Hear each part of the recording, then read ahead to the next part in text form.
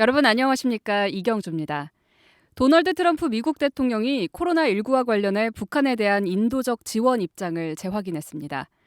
지난 22일 북한 김여정 노동당 제1부부장은 담화를 통해 트럼프 대통령이 김정은 위원장에게 친서를 보낸 사실을 밝혔는데요. 북미 간의 일명 친서 외교가 북미 대화를 재개할 수 있는 계기가 될지 주목됩니다. 한편 북한이 다음 달 10일 제14기 제3차 최고인민회의를 개최한다고 밝힌 가운데 전국의 대의원들에게 4월 4일과 5일 이틀 동안 평양에 도착하라는 지시를 내린 것으로 전해졌습니다. 트럼프 대통령이 북한 김정은 위원장에게 친서를 보냈습니다. 네. 현재 미국도 코로나 비루스가 번져 있어서 이제 상황이 좀 어려운데요. 왜 이렇게 북한에 친서를 보냈을까요? 네. 지난 22일 날 김정은의 여동생이죠. 김여정 노동당 제1부부장이 이제 담화문을 발표했는데 네. 그 내용이 김 위원장에게 트럼프 대통령이 친서를 보냈다. 그런 거고요. 또 조미 두 수뇌부의 특별한 개인적 친분 관계를 잘 보여줬다. 뭐 이런 식의 논평이 들어간 담화문이었어요. 네, 그 다음 날 현지 시각으로 똑같은 22일 날 이제 그 담화문을 듣고 미국의 기자들이 트럼프 대통령에게 이제 질문을 한 거죠. 그게 어떤 내용이냐 그랬더니 이제 북한과 이란 등 코로나19 지원을 하겠다. 그런 나라들에게. 그리고 많은 나라에 이제 도움을 주고 싶다. 뭐 이런 내용이었어요. 그리고 코로나 취약국에 한 1억 달러까지 쓰겠다. 이런 계획도 이제 대략적으로 얘기가 나왔습니다. 이렇게 하는 이유는 두 가지 정도로 전문가들은 보고 있어요. 그러니까 하나는 꼭 뭐 북한만을 위한 발표는 사실 아니었고요. 이란 포함해서 지금 공식적으로는 25개 나라입니다. 25개 나라에 대해서 이번 코로나 사태의 취약 지역, 취약 국가들이니까 이것을 미국은 지원하겠다는 입장을 지금 밝혔어요. 거기에 아프가니스탄, 이라크, 파키스탄, 태국, 베트남, 몽골 뭐 이런 나라들이 포함이 되는데 물론 이 구체적으로 25개 나라 3,700만 달러 사용 예산까지 확정되어 있는 여기에 북한은 포함되지는 않았습니다. 지금 관계가 좀 애매하잖아요. 그래서 네. 포함하지는 않았지만 북한도 뜻이 있으면 포함하겠다. 이런 의도가 이제 일단 1차적이라고 봅니다. 그러니까 미국이 어쨌든 국제 사회에서 이렇게 뭐 바이러스로 인해서 어려운 상황을 관리하고 문제 해결을 위해서 앞장서겠다라고 하는 그런 차원에서 보내는 것이라고 일단 1차적으로 볼 수 있을 것 같고요. 네. 자, 굳이 북한과 북미 관계 요것하고 연결해서 보자면 일부 전문가들은 코로나 사태로 인해서 이 교착 국면을 좀 해소를 해보려고 하는 의도도 있을 수는 있다. 이렇게 주장하는 사람도 있고요. 또 하나는 그렇게까지는 아닐 거고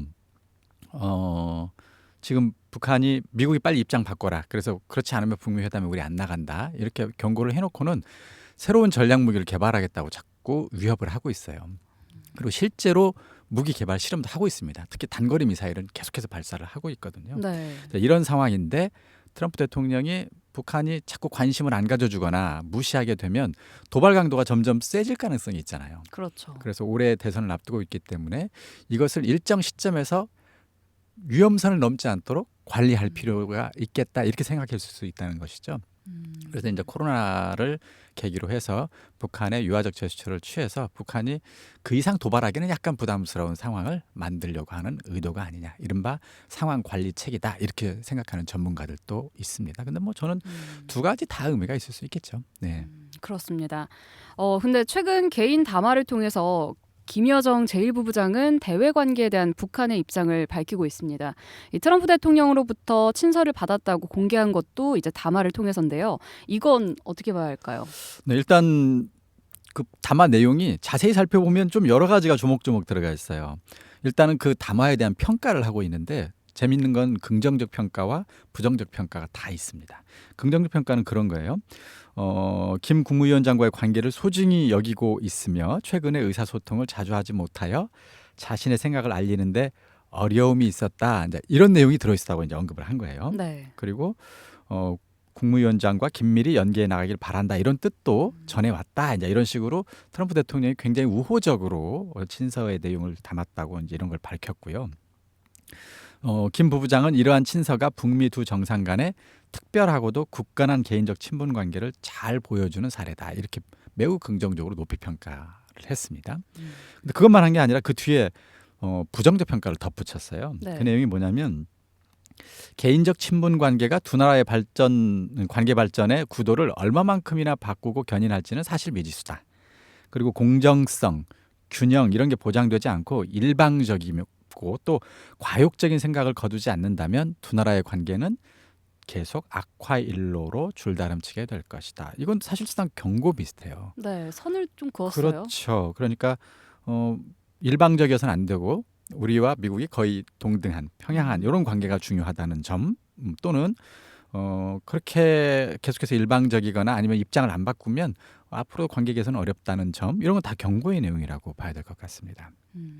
그래서 이제 교착 상태에 빠져 있는 북미 관계 개선을 위한 노력은 미국이 먼저 하라. 이제 이런 식으로 촉구한 측면도 있는 것이죠. 이제 미국의 입장으로서는 이제 아까 이제 뒤에 가서 이제 해설을 하겠습니다만 일단은 교착 국면을 벗어나서 대화 국면으로 진입할 의사는 있어 보입니다. 긍정적 평가를 한 것은 그런 대목이겠죠. 그러나 부정적 평가를 덧붙인 이유는 역시 책임, 공은 미국에게 가 있다. 미국의 입장 변화를 촉구하는 이런 내용이라고 봐야 될 것 같습니다. 네. 일각에서는 북미 정상 간의 이 친서 외교를 통해서 북한과 대화가 재개되는 거 아니냐 이런 긍정적인 전망도 나오고 있습니다. 북미 관계가 개선되는 계기가 될 수 있다고 보시는지요? 글쎄요, 이제 지금 김여정의 메시지를 아까 잠깐 언급했습니다만 굳이 조목조목 나누어서 메시지를 해석해 보자면 첫 번째 미국과의 대화 가능성은 열어뒀다는 거 아니에요? 네. 친서를 높게 평가했다는 것이고 또 트럼프 대통령이 코로나19 방역 협조 의사를 표시했다고도 했기 때문에 상황에 따라서는 그걸 받아들일 가능성도 있습니다. 그래서 이제 그걸 통해서 그걸 핑계로 북미 대화를 이어갈 가능성도 있는 것이죠. 두 번째, 미국의 변화를 촉구하는 기존의 입장은 여전히 다시 재확인하고 있어요. 그러니까 두 정상 간의 친분 관계만으로는 북미 관계 개선할 수 없다는 대목이 바로 그런 의미죠. 이 두 번째 메시지 여전히 있고요. 그리고 세 번째, 평행이 유지되어야 대화를 계속해 볼 수 있다. 역학적으로 평행이 유지돼야 이런 표현을 썼어요. 이건 힘이 두 개가 같아야 평화가 유지된다. 이런 식으로 얘기하고 그렇게 해야 또 대화를 해볼 수 있다. 이런 표현은 이건 해석하기에 따라서는 우리 힘을 강화하기 위해서 전략무기 개발을 계속하겠다. 이렇게 해석될 수도 있어요. 이제 이런 상황에서 과연 아까 얘기했던 것처럼 북미 관계 개선의 계기가 이것이 될 것이냐. 저는 정확히 모르겠습니다. 둘 다 가능성이 있다고 봐야 될 것 같아요. 일단 코로나 사태가 심각하니까 그걸 위해서 양국 간의 대화를 일단 그 문제를 중심으로 이제 이른바 원포인트 대화가 되겠죠. 네. 그렇게 해서 대화 가능성은 있을 수 있다고 봅니다. 그러나 그것이 한 단계 더 나아가는 그러니까 북핵 문제 해결을 위한 대화로까지 갈 수 있을 것이냐. 이것은 여전히 쉽지 않아 보인다는 거예요. 아까 얘기했던 것처럼 두 번째와 세 번째 메시지 있잖아요. 북한은 전략무기 개발을 계속할 거고 네. 미국 입장 바꿔서 나와라. 이런 입장은 북한이 여전히 변하지 않았기 때문에 또 미국도 그것과 관련돼서는 뭔가 변화 가능성을 현재 밝힌 것은 없기 때문에 여전히 그 단계로까지 나아가기는 좀 어려울 수도 있겠다. 이런 생각이 듭니다. 그래서 이것 때문에 북미 관계 개선, 특히 이제 핵 문제를 중심으로 하는 것이 북미 관계 개선의 핵심 사안인데 네. 이 문제가 어느 정도 해결 국면으로까지 가기는 아직은 좀 어려워 보입니다. 다만 일단 그 단계로 가기 위한 지금 아예 안 하고 있잖아요. 근데 이제 이것을 코로나 사건을 통해서 일단 테이블에 마주 앉는 이런 시작 단계의 가능성은 일단 열어둬야 되겠죠. 근데 이제 그것도 좀 더 냉정하게 진단해봐야 될 것 같아요. 실제 될지 안 될지는 좀 더 지켜봐야 될 것 같습니다. 네. 앞서 남북 정상이 이 코로나 문제로 친서 교환을 하지 않았습니까? 네네. 그리고 이어서 북미 정상이 친서 교환을 했는데요. 지난 1차, 2차 북미 정상회담 때처럼 한국과 미국 그리고 북한 정상이 서로 소통하면서 또 교착 상태에 있는 현재 정세를 좀 풀어나갈 가능성이 있다고 보시는지도 궁금합니다. 글쎄요, 아까 말한 것과 거의 비슷한데요. 사실은 코로나 사태를 진정시키기 위해서 이제 테이블에 마주 앉을 가능성은 일단은 있을 수 있으니까 한번 네. 지켜봐야 될 것 같고요. 왜냐하면 그것만을 위한 원포인트 협상은 북한, 미국, 한국 모두 잃을 것이 크진 않습니다. 잃을 것이 크지 않기 때문에 가능성은 있다고 보고요. 다만 북한이 좀 부담스러운 측면이 하나 있어요. 공식적으로 지금 코로나 감염자가 없다는 것이 북한 당국의 입장이거든요. 네. 근데 그렇다면 한국이나 미국의 지원을 받을 때 지원을 받기 위해 약간 모순된 입장이에요. 코로나 환자가 없는데 지원받을 게 마땅치 않잖아요. 그러면 이제 억지로 지원을 받기 위해서 그럼 방역 또는 코로나 환자를 진단하기 위한 진단 도구 이런 정도는 그럼 지원받겠다. 환자를 치료하기 위한 치료와 관련된 지원을 하기는 약간 어색한 모양새잖아요. 이제 이런 문제를 그럼 어떻게 풀어갈 거냐.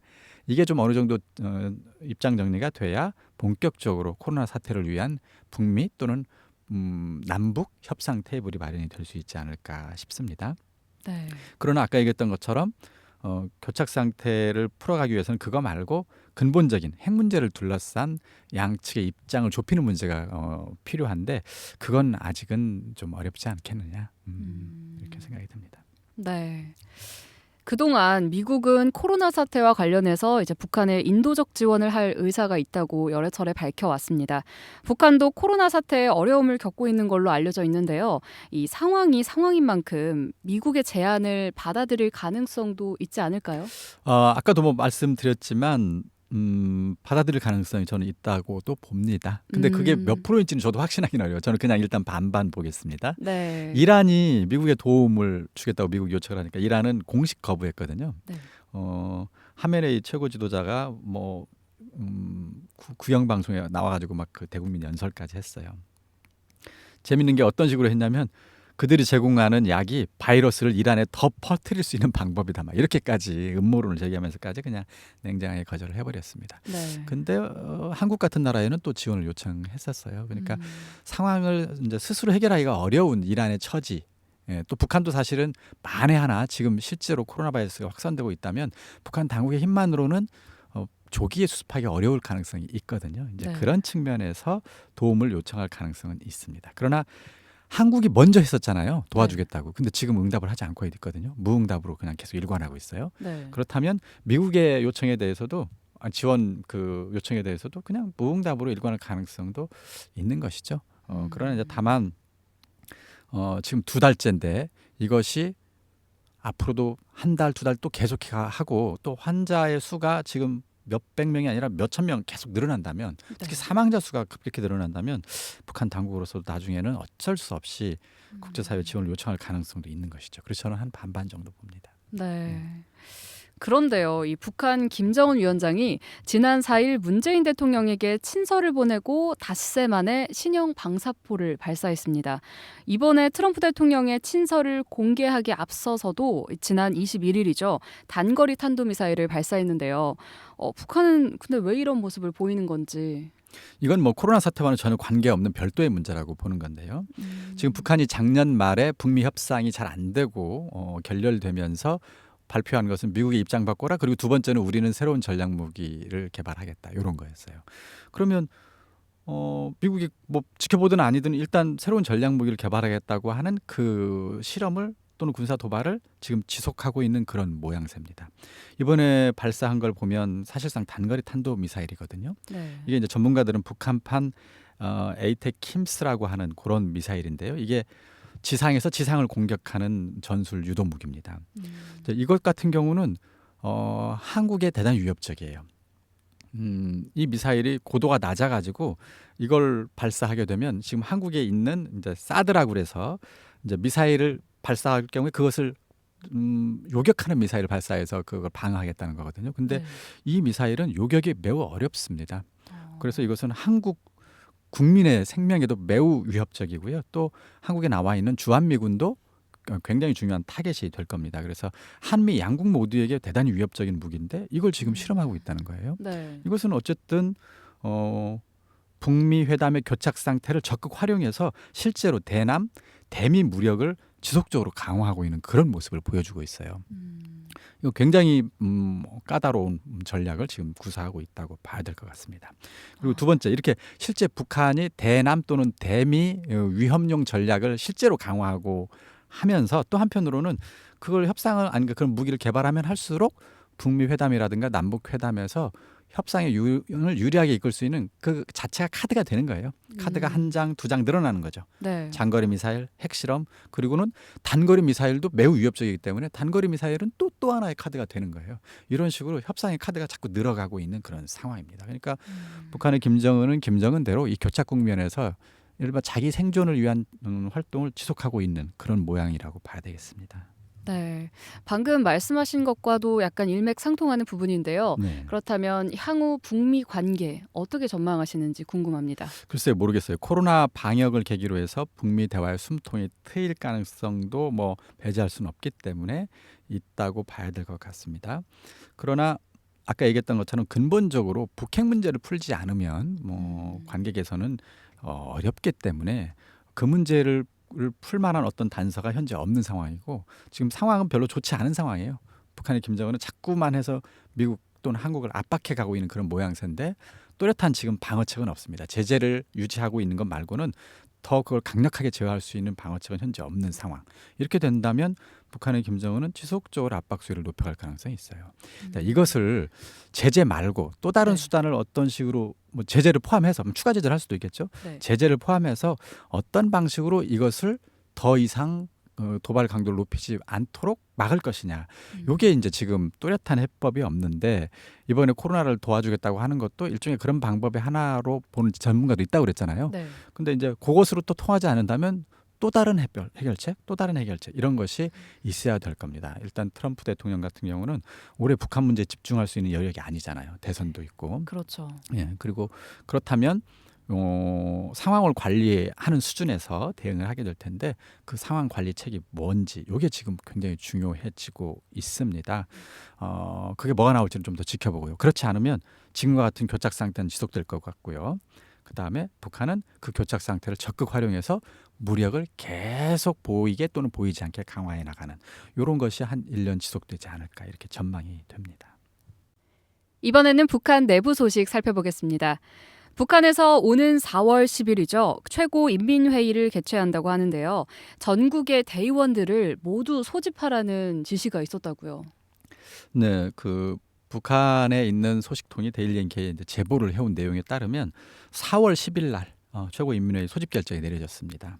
그래서 전국의 대의원들에게 다음 달 4일에서 5일까지, 그러니까 한 5일 전이죠. 회의 5일 전까지 평양에 도착하라는 지시가 이제 전달이 된 상태고요. 이 최고인민회의 그 대의원들이 어디에 머물지도 정해졌다고 그러네요. 그 평양 중구역에 위치한 해방산 호텔 그리고 이제 모란봉 구역 봉화산 여관 이렇게 숙소를 지금 배정해서 4, 5일까지 집결하라 이렇게 지금 지시가 내려진 상태입니다.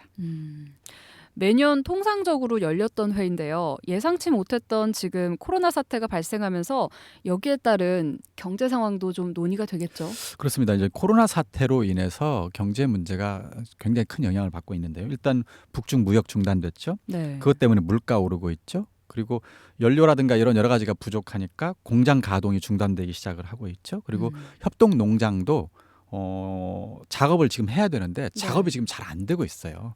농장에 나오는 사람도 줄어들고 있고요. 그리고 식량난도 심화되고 있습니다. 이렇게 국가 경제 계획에 굉장히 중요한 차질 요인들이 생겼어요. 그래서 계획대로 밀어붙이기가 지금 어려운 상황. 이런 거라면 이번 회의에서 이렇게 그 바이러스 전염병으로 지금 인민 경제 전반의 여러 가지 상황이 악화되고 있기 때문에 이것을 어떻게 풀 것인가 하는 문제가 굉장히 중요한 핵심 이슈로 다뤄질 것 같습니다. 그렇다면 경제 상황 이런 거 외에도 최고인민회의에서 다뤄질 안건들 어떤 걸 예상하십니까? 네, 일단은 지난해 말에 당 전원회의가 열렸어요. 이제 여기에서 사실 굉장히 중요한 5월 사업 방향이 대략 정해졌고요.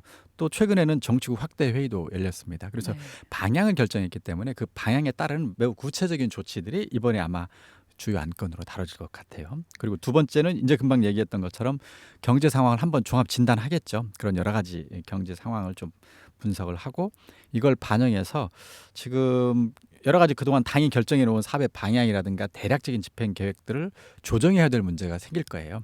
이걸 어떻게 조정할 것이냐를 논의하겠죠. 이제 대표적인 게 그런 건데 그 최근에 평양 종합병원을 당 창건일인 10월 10일까지 완공하라 이렇게 지금 당에서는 방침이 내려져 있습니다. 근데 지금 현재 상황은 평양시에서 이걸 10월 10일까지 과연 할 수 있을지 이런 문제가 생겨요. 그러면 다른 여러 가지 그 경제 건설 일정들이 있고 이 종합병원을 만드는 일정도 있을 텐데 다른 경제 건설을 중단하고 이쪽으로 역량을 집중하지 않으면 10월 10일까지 완공 못할 상황일 수도 있을 것 같습니다. 이런 걸 조정하는 거죠. 그래서 어떤 것들은 사실상 중단하거나 미루고 꼭 해야 될 것이 뭐냐 이제 이런 식으로 역량을 집중하는 이런 식의 조정 과정이 이번 회의 때 있지 않을까 이렇게 예측이 되고요. 세 번째는 국무위원회 위원 교체도 이번에 될 가능성이 있습니다. 그 최근에 당 간부의 부정부패 현상 때문에 굉장히 중요한 직책이었던 조직 지도부장 리만건이 해임이 됐잖아요. 그럼 그 자리에 누가 앉을 것인가? 새로운 그 조직 지도부장을 이번 그 회의 때 임명할 가능성도 있지 않을까 이렇게 지금 관측이 되고 있습니다. 네, 잘 들었습니다. 오늘은 트럼프 대통령이 북한에 보낸 친서를 통해 향후 북미 대화 재개 가능성을 살펴봤고요. 다음 달 10일 북한에서 열리는 최고인민회의 개최와 관련된 소식 들어봤습니다. 대표님 오늘 말씀 감사합니다. 네, 감사합니다.